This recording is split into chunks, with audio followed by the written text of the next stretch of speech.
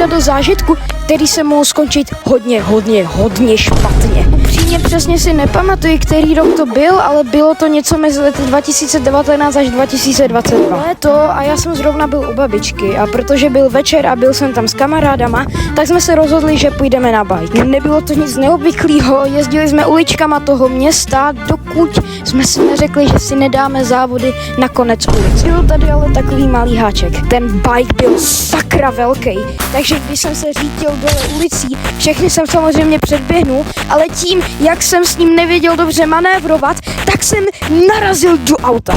Naštěstí to auto bylo zaparkované, takže jsem neodešel na onen svět, ale byl tady další problém. Tak jsem se teda pomalu otočil za sebe a tam bylo to auto úplně celý odřený. Úplně celá ta strana byla totálně odřená. Kouknul jsem se teda na kamarády a ti úplně s úžasem na mě koukali, co se to pro boha děje. A pak jsem se kouknul hned vedle a tam byla ta paní, která to auto vlastnila. Takže jsem byl totálně v háji. Paní za mnou přišla a hned začala: co se to pro boha stalo? Co jsi to sakra udělal?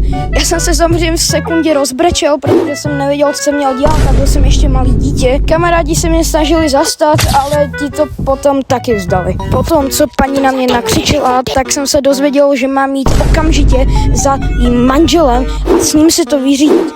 Takže mě vedla asi těch nejdelších 5 minut někam do restaurace, kde on právě seděl a pak na něho začala řvát. Ten malý fracek nám totálně odřel celý Alp. Když ale ten pán otevřel pusu, tak jsem se dozvěděl, že jsem zjevně oblíbenec u Ježíše, protože to byl asi ten nejvíc fajn člověk na celém světě. Jako si představ, že za tebou přijde tvoje nasratá manželka s nějakým úplně random dětskem a začne ti říkat: on nám odřel auto, tvoje auto je úplně celý v háji. A ty seš prostě takovej: no tak to se stává, ty si z toho nedělej. Tak jsme ho teda vzali k tomu autu, on si ho čeknul a řekl, že ho mám zavést k mým rodičům, takže když jsme tam přišli, tak si to s nimi vyřídil. Nevím, jestli teda rodiče něco platili, předpokládám, že asi jo. Nakonec jsem teda dostal výprasky od rodičů a na tom bajku už jsem nikdy nejezdil. A fakt nechci vědět, jak by to vypadalo, kdyby se ukázalo, že ten muž není takovej chill guy, jak jsem vám teď říkal.